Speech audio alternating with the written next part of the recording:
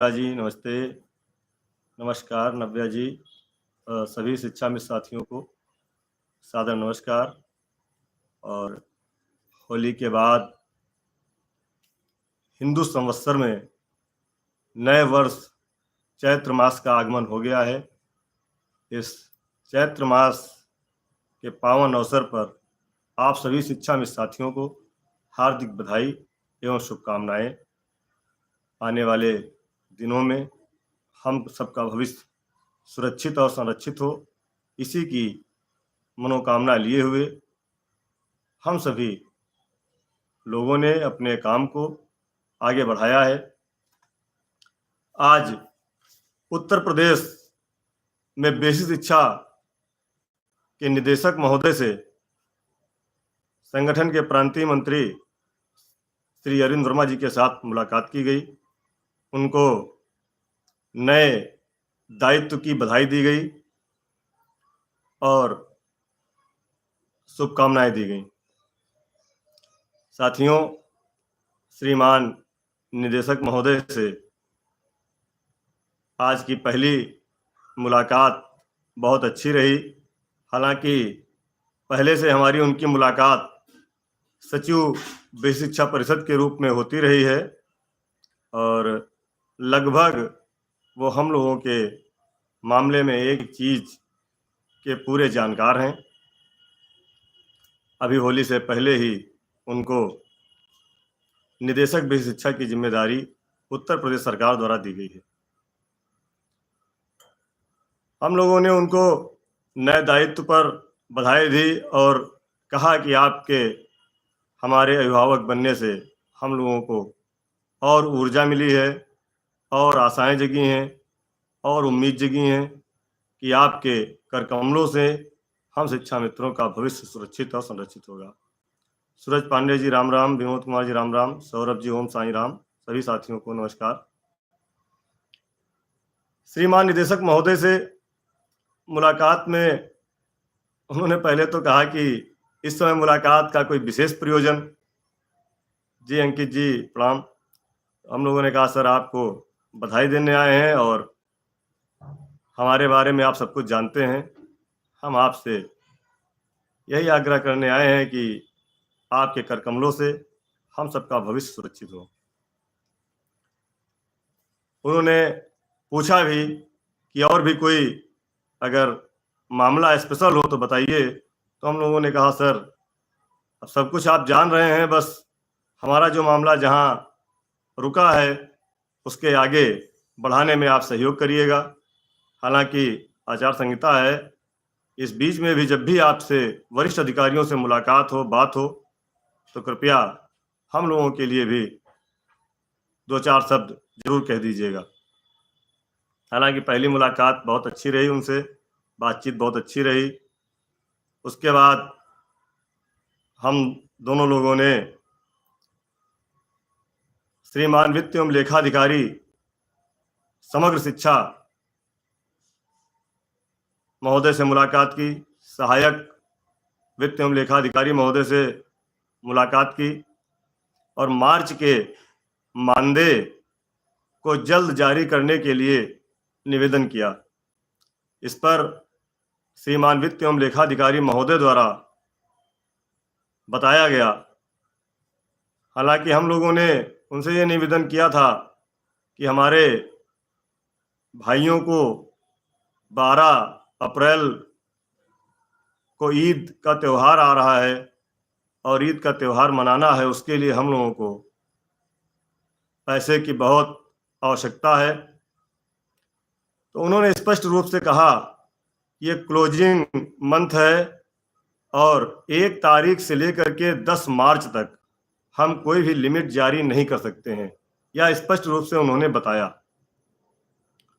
और उन्होंने कहा कि 11 अप्रैल को यदि कोई छुट्टी ना हुई या कोई विशेष समस्या ना हुई तो 11 अप्रैल को मार्च की लिमिट जारी होगी। साथियों, आप लोगों से स्पष्ट बता रहा हूं, इसमें कोई भी संदेह मत करिएगा। उन्होंने खुल के कहा कि हम 10 तारीख तक कोई बजट जारी नहीं करते हैं जब तक हमारा पूरा मिलान बजट का नहीं हो जाता है, क्योंकि क्लोजिंग का मंथ है। तो 11 अप्रैल या 12 अप्रैल को लिमिट जारी करने का उन्होंने पूरा भरोसा दिया। हम लोगों ने फिर भी कहा कि सर कुछ भी हो, अगर 2 दिन भी पहले लिमिट जारी हो जाएगी तो हमारे साथियों की ईद अच्छे से मन जाएगी।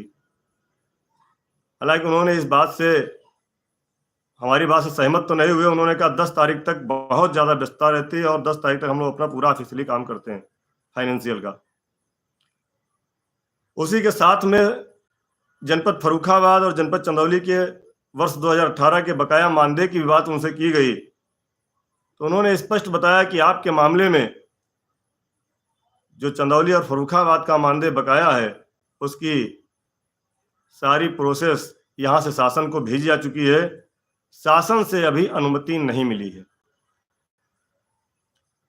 शासन से अनुमति मिलने के बाद ही वहाँ का बजट जारी हो पाएगा। उसमें बहुत माथापच्ची यहाँ पर हुई है निदेशालय में, और शासन का अंतिम निर्णय होना बाकी है।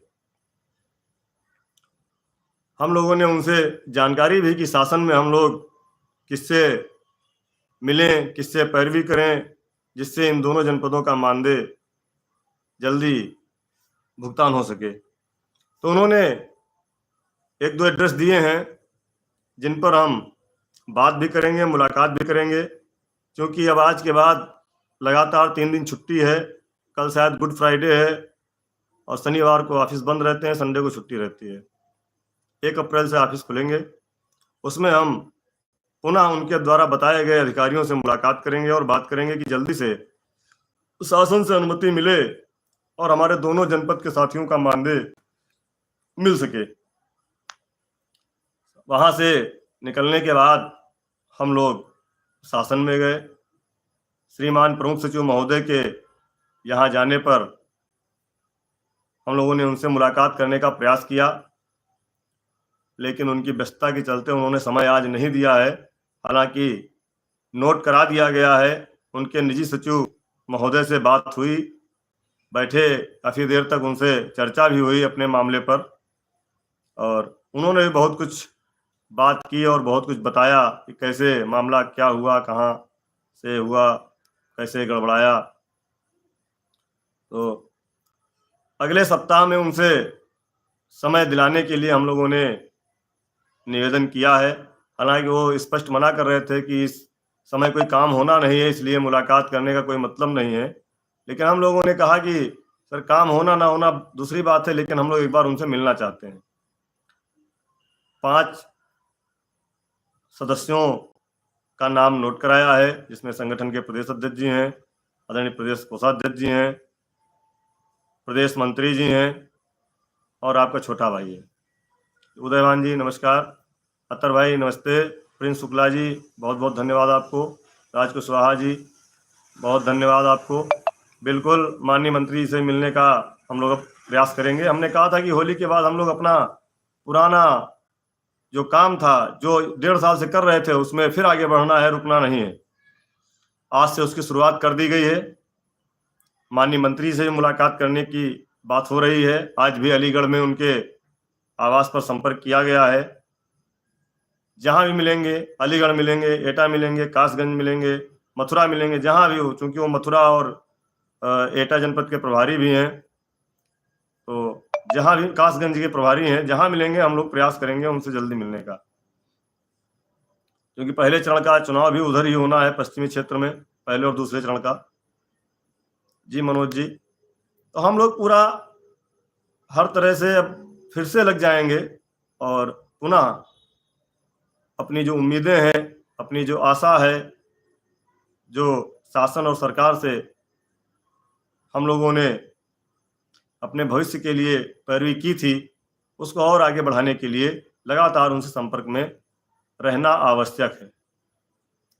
काम आज हो, कल हो, परसों हो, वो अलग की बात है, लेकिन शासन और सरकार से तारतम्यता बनाए रखने की जिम्मेदारी संगठन की है और उसे हम लोग पूरी तरह निभाएंगे। और श्रावस्ती में बजट कम है तो उसके लिए आप डिमांड भेजिए और सोमवार को ही वो पूरा कराने का काम किया जाएगा। उसमें कोई भी सोचने की बात नहीं है। डिमांड आप भिजवा दीजिए। और श्रावस्ती जिला अध्यक्ष निर्मल शुक्ला जी से हमारी बात हुई थी और उन्होंने डिमांड हमको भेजा था, हमने वहाँ भेज भी दिया था, जल्दी पहुँच जाएगी, परेशान ना हो। सर्व शिक्षा अभियान का भी पहुँच जाएगा। तो हम लोग जो एक नई व्यवस्था बनाने के संदर्भ में पैरवी कर रहे थे, हालांकि हम वहां तक कामयाब नहीं हो पाए और हमारे सामने से भोजन की थाली ऐसे निकल गई जैसे मुझे याद आता है कि गोपाल दास नीरज महान कवि हमारे उत्तर प्रदेश के हुए, उन्होंने एक कविता लिखी थी। वो कविता बहुत सारगर्भित और एकदम हमारे भाइयों और बहनों के ऊपर एकदम सटीक उसका वो बैठता है कि हमारे सामने से कैसे कुछ निकल गया। उन्होंने लिखा था कि स्वप्न झरे फूल से, मीत चुभे सूल से, लुट गए सिंगार सभी बाग के बबूल से। स्वप्न झरे फूल से, मीत चुभे सूल से, लुट गए सिंगार सभी बाग के बबूल से, और हम खड़े खड़े बहार देखते रहे, कारवां गुजर गया गुबार देखते रहे। ये नीरज जी की पंक्तियां बिल्कुल हमारे ऊपर सटीक बैठती हैं कि हम लोग खड़े खड़े देखते रह गए और हमारे सामने से हमारी बाहर निकल गई। कैसे उन्होंने लिखा कि नींद भी खुली न थी, नींद भी खुली न थी कि हाय धूप ढल गई, नींद भी खुली न थी कि हाय धूप ढल गई, पांव जब तलक उठे कि जिंदगी फिसल गई, पात पात झर गए कि साख साख जल गई, चाह तो सकी निकलना, चाह तो सकी निकलना, पर उम्र निकल गई।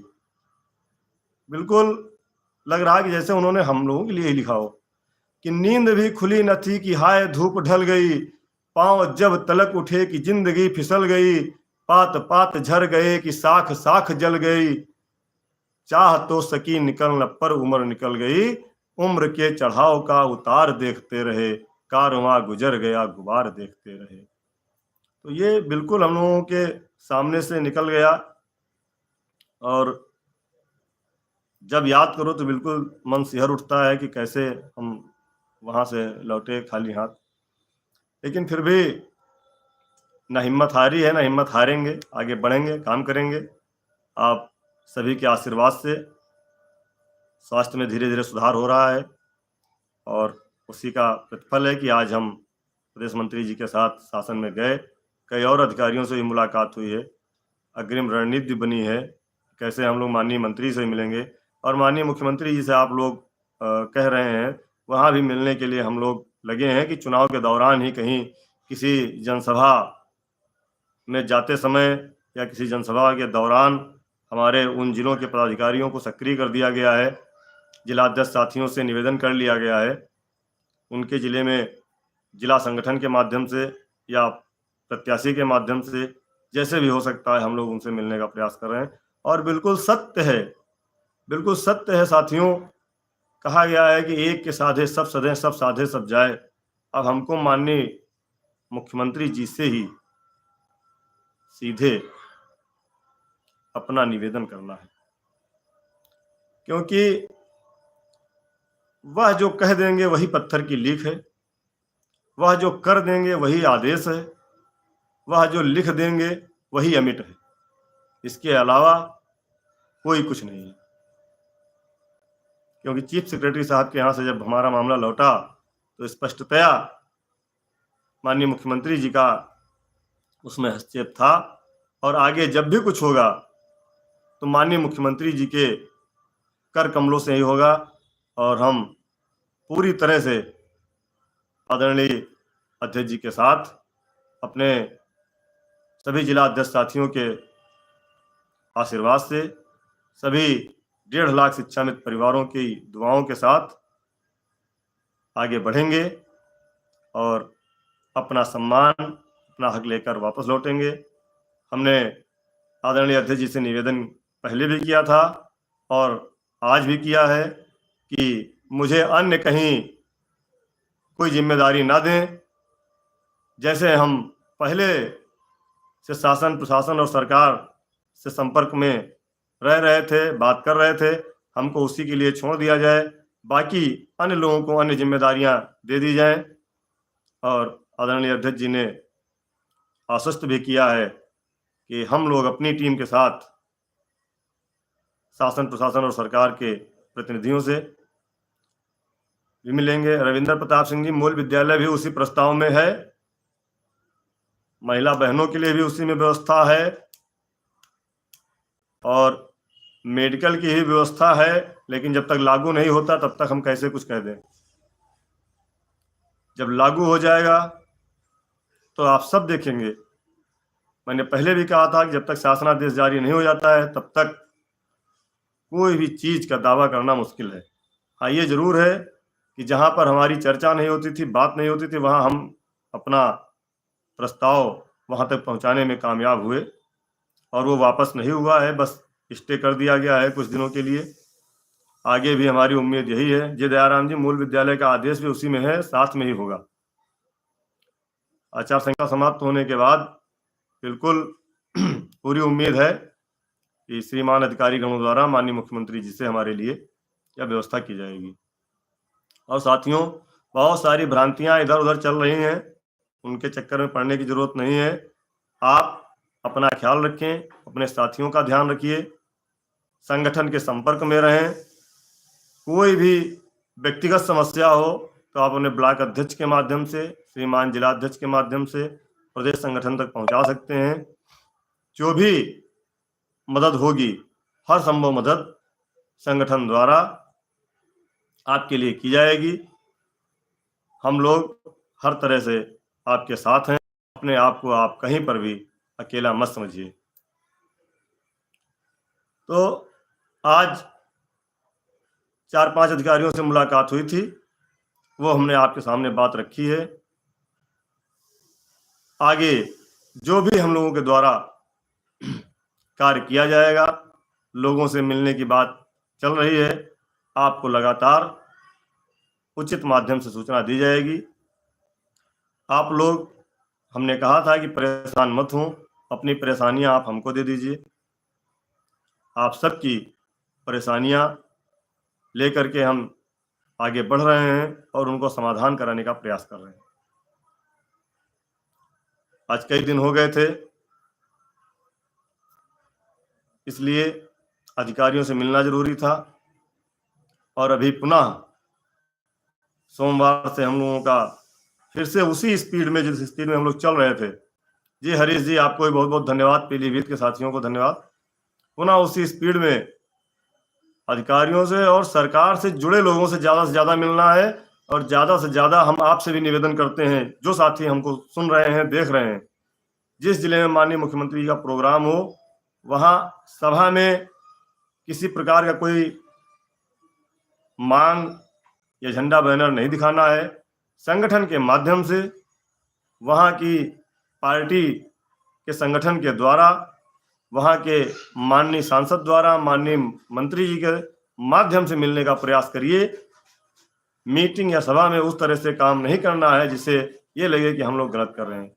और एक चीज छूट रही है, आज एक आदेश दिख रहा था व्हाट्सएप ग्रुप में, जिसमें शिक्षा मित्रों को मतदान अधिकारी द्वितीय के रूप में चुनाव ड्यूटी में लगाने की इच्छा जाहिर की गई है उत्तर प्रदेश चुनाव आयोग द्वारा। यह भी अच्छी बात है। पहले चल रहा था कि शिक्षा मित्रों को मतदान ड्यूटी से दूर रखा जाएगा, लेकिन ये अच्छी बात है कि मतदान द्वितीय अधिकारी के रूप में हमारे साथियों को मौका मिलेगा सरकार की सेवा करने का, जनता की सेवा करने का, और आप सभी लोग सकुशल उसको निभाएंगे, ये हमें पूरी उम्मीद है। साथियों, आज इन्हीं सब बातों को लेके आपके सामने आना था। जी विनोद जी, बिल्कुल प्रयास कर रहे हैं, इसी सरकार से ही हमको उम्मीद है, यही सरकार हमारे लिए कुछ ना कुछ करेगी। उसीलिए हम लोग इस सरकार के जनप्रतिनिधियों से, माननीय मंत्रीगणों से, और सबसे अधिक हमने कहा ना कि माननीय मुख्यमंत्री जी ही सर्वे सर्वा हैं। वह ही जब हम लोगों पर अपनी नजरें इनायत कर देंगे तो फिर किसी के रोकने की क्षमता नहीं है, किसी को टोकने की क्षमता नहीं है। आज कई लोगों से वार्ता हुई है कि माननीय मुख्यमंत्री जी से किसी भी तरह से ये इनके इन प्रकार हैं, लखनऊ से लेकर के जहां भी वो जाते हैं 2 मिनट का समय दिला दिया जाए जिससे हम लोग अपनी बात उनसे रख सकें। आदरणीय संगठन के हमारे प्रदेश अध्यक्ष श्री शिव कुमार शुक्ला जी के नेतृत्व में उत्तर प्रदेश के सभी पदाधिकारी आपके लिए लगातार प्रयास कर रहे हैं। जैसे भी आपका भला हो उसके लिए पूरे कमेटी के साथ टीम बना करके उन्होंने काम बांटा है और हम लोग पूरी तरह से अपने मिशन में फिर से लग गए हैं। हमने कहा था कि चुनाव आचार संहिता में हम लोग आराम नहीं करेंगे, हम लोग लगातार सबके संपर्क में रहेंगे और मिलेंगे। उसी लिए हम लोगों ने आज शुरुआत की है। आप सभी साथियों को धन्यवाद देते हुए आप लोगों ने समय दिया, सभी साथियों को बहुत बहुत धन्यवाद, सादर अभिवादन। जय हिंद, जय भारत, जय शिक्षा मित्र।